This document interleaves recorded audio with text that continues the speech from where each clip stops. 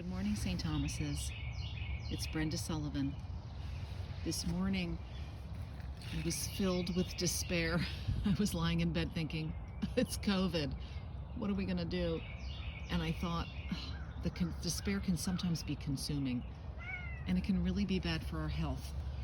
It can reduce our ability to sleep well. It reduces our immune system. And so to stay healthy, I like to get out in nature.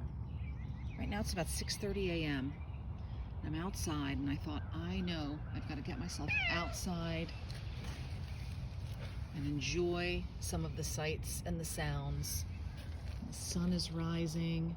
It's just going to be a beautiful day. Just taking about 30 seconds outside here, I already feel better. And this is my backyard, and I like to come out, watch the birds. I'm always out tending something. My azaleas are coming up. I can't wait for this iris. My cats even love it. Over here I've got some vegetable areas. I've got raspberries that I can't wait to come up. I've got some seedlings of herbs, and I'm growing garlic and lettuces. And then I've got a cut flower garden area over there. And all year long, even in the middle of winter, I'm out picking greens to make arrangements. It's just amazing to me how restorative it is in just a few minutes. So as a horticultural therapist, sometimes I know that people don't always have big gardens. This is my escort this morning. I know if you don't have a big garden, you can just use containers. Here's just one container where you can just fill it with herbs. So as the summer gets a little bit warmer, I'll start filling it with smaller herbs.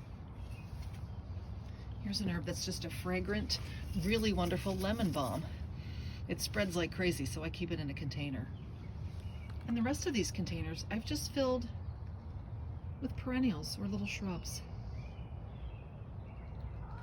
So I don't have to buy any annuals at all. So it can be a really low-cost activity. One of my favorite containers that you can do indoors or out is a miniature garden. Isn't that cute? I've done this with adults and children, and putting these together is really relaxing. And it's very whimsical. And you can put perennials in here, and then when the weather gets a little bit warmer, I can put some annuals in. Let's go inside, because sometimes we don't even have any outdoor space. But from indoors, studies show that just passively looking outdoors and watching birds on bird feeders or looking out at gardens is really, really relaxing. Now I have a lot of plants indoors right now because it's a little chilly to take them out. But I wanted to show you that I've got some interesting little succulents. Just having succulents on a windowsill are very small, and they're so unusual.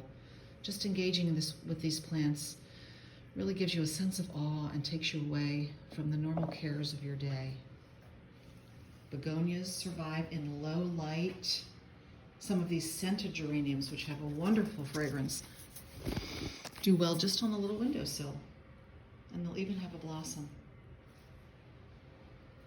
Now you can buy a lot of these just at the grocery store. And now our garden centers are even delivering, or they'll allow curbside pickup. So you can pick up herbs that smell good. Love that. Sage, and then lemon thyme smells really good. I also use essential oils. And did you know that hospitals use these? When patients are waiting for results from doctors and they're full of worry, they offer them aromatherapy.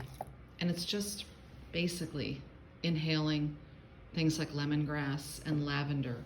And I save a lot of flowers and dry them from the Flower Guild. This is my Christmas wreath. And then some cones from our campus. And I just douse them with a little fragrant lavender, and they're wonderful just to breathe in. They really help you relax. So here are some houseplants.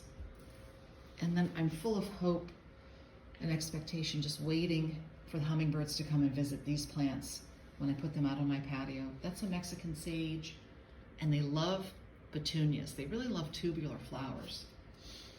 And then we'll have butterflies visiting things like geraniums. We've got got some other plants here that are going to go to some clients. And then I start seeds. So when we have the summer camp up at the barn and down at the community gardens, we'll be planting.